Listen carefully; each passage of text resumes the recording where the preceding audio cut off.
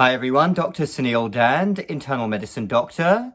Those of you who follow the world of sport will know the big news that Novak Djokovic, the tennis superstar, has been granted an exemption from the COVID-19 vaccine before the Australian Open.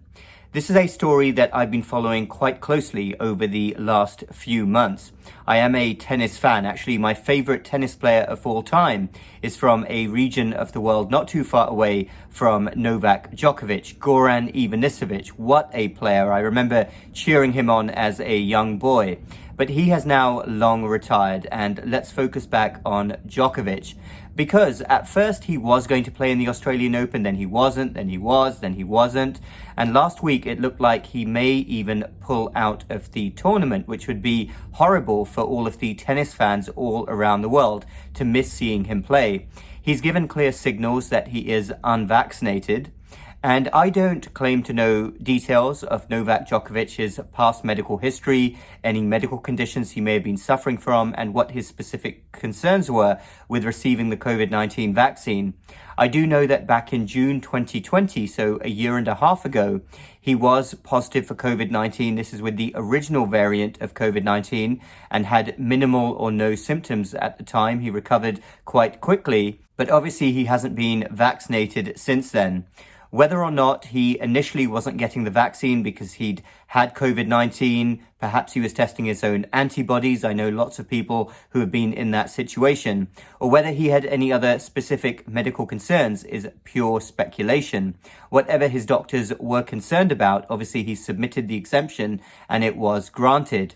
Could he have had any concerns about side effects? This gets to the point about myocarditis, heart inflammation, which has been talked about a fair bit, especially over the last few months. We've seen certain countries, especially in Europe, basically suspend the Moderna vaccine because of concerns for myocarditis in younger age groups. And I can tell you that the online medical community has been abuzz over the last few weeks with more and more data coming in. And there are some within the medical community who have looked at the data and have said that when you look at specific age groups, the risk of getting myocarditis may even be higher with vaccines compared to the risk of hospitalization from COVID-19 in certain age groups. Again, we're getting more data all the time, and this appears to apply particularly to the second dose of the vaccine, and especially in younger men and teenage boys. That's what the data has been showing, and that's why certain countries across the world have taken the steps that they have. So whether that was one of the concerns raised by Novak Djokovic's doctors, we do not know. He's obviously somebody who is a younger man. He's in his mid-30s, and he's obviously very physically fit. But we're now in an interesting position where, although the medical exemption has been granted, many within Australia seem outraged by this news. And there's been talk by lots of leaders within Australia of possibly even turning Novak Djokovic back when he arrives in Australia if his medical exemption is not satisfactory, and that's despite it being approved. And this gets to an even larger point here about vaccine exemptions. Now, those of you who follow my work know that I'm not somebody who is for a one-size-fits-all approach in medicine. Medicine is full of nuances, and I believe that when you adopt this type of militaristic, rigid approach, you are anti-good practice of medicine and also anti-Hippocratic oath. Medicine, as I said, is full of individual nuances, and there has to be individual flexibility. And I do think that this situation is going to arise more and more.